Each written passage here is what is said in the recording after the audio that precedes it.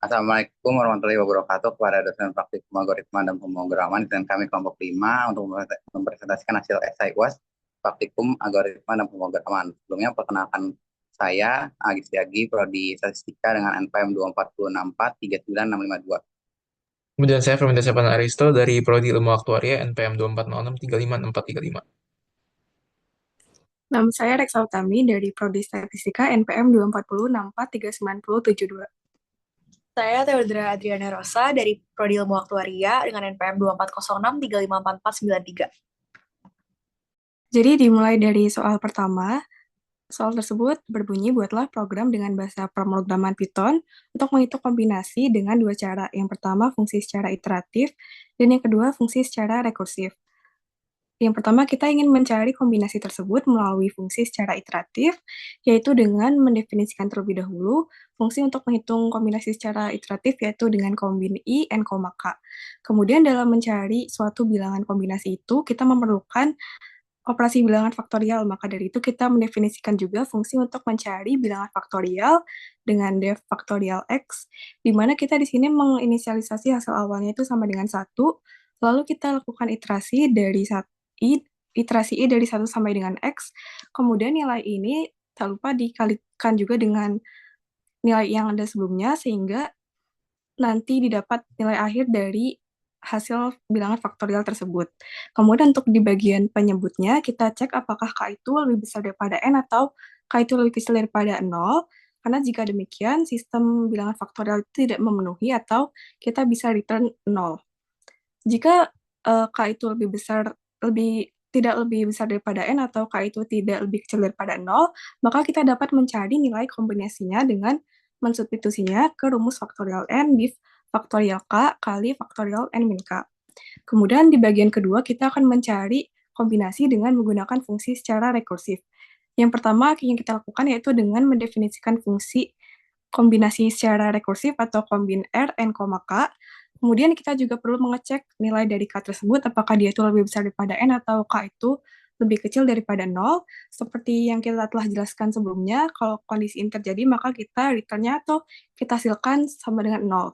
Atau apabila kita juga cek K itu sama dengan 0 atau nilai K itu sama dengan N, nilainya kita bisa return 1, atau jika kedua kondisi ini tidak memenuhi, maka kita bisa mencari nilai kombinasinya dengan fungsi rekursif atau pemanggilan dari fungsi sebelumnya itu kombin R, N, K, namun di sini kita ganti menjadi kombin R, N min 1, K min 1 tambah kombin R, N min 1, K. Kemudian kita masukkan input dari user dengan format C, N, K, lalu kita hitung kombinasinya dengan menggunakan dua fungsi yang sebelumnya telah kita jelaskan, yaitu fungsi iteratif dan fungsi rekursif. Kemudian nanti kita dapat hasilnya, yaitu melalui metode secara fungsi iteratif dan juga fungsi rekursif. Nah, di sini kita contohkan, yaitu kombinasi n, nya itu dari kombinasi 8,4 atau 8 dan 4. Lalu kita dapatkan hasil yang sama, yaitu kombinasi, baik itu dari kombinasi iteratif atau rekursif, yaitu benar 70.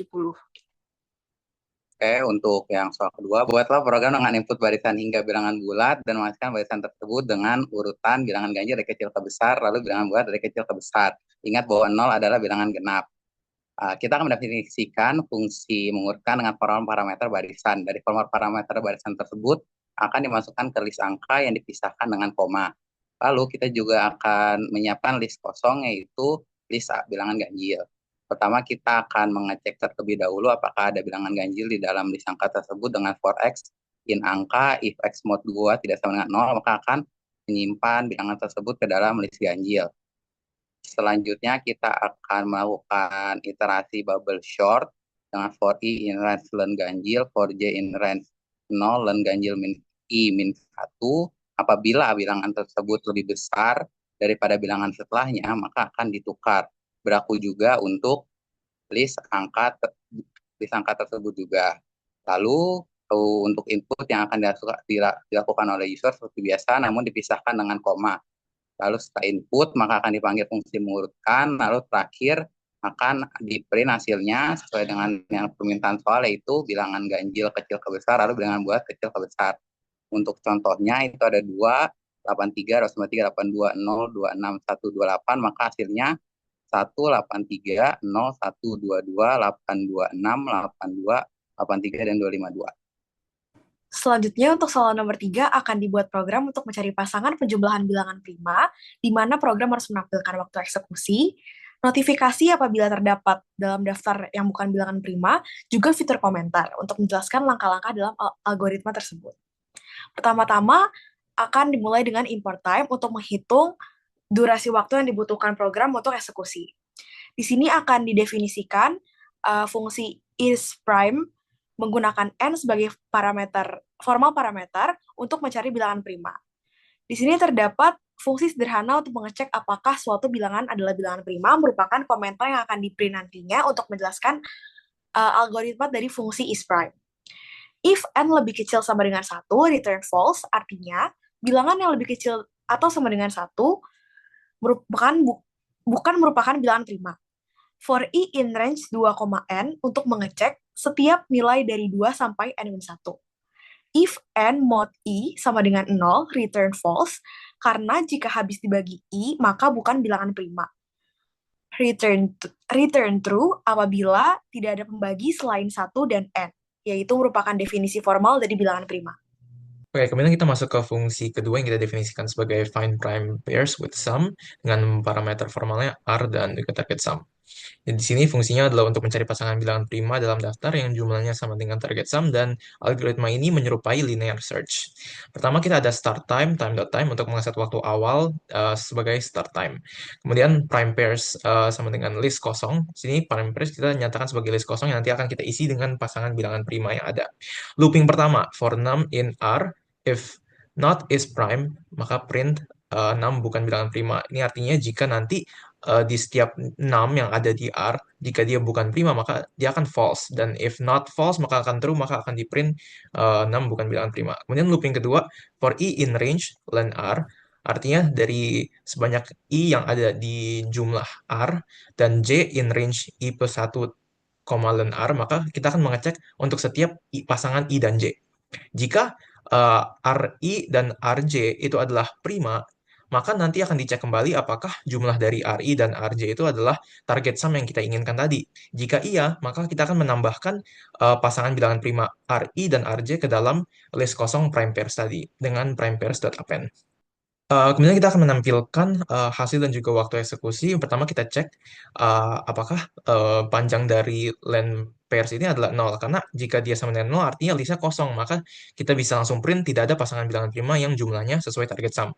Tapi jika ada, maka kita akan print pasangan bilangan prima yang jumlahnya target sum adalah sebagai berikut. For pair in prime pairs. Artinya kita akan mengeprint semua elemen yang ada di list prime pairs tersebut dengan print pair. Kemudian kita bisa mengakhiri waktunya dengan end time time.time untuk masa waktu akhir. Kemudian T adalah end time min start time. Kemudian kita tampilkan bahwa total waktu eksekusi adalah T detik. Kemudian kita tutup dengan return prime pairs untuk mengembalikan hasil. Selanjutnya akan dilakukan program utama, di mana kita akan mengeprint judul program yang akan dilanjutkan dengan langkah-langkah seperti input list untuk meminta pengguna menginput daftar bilangan, lalu numbers untuk mengonversi input ke list yang sudah diberikan, lalu target sum untuk meminta input target jumlahan yang diinginkan.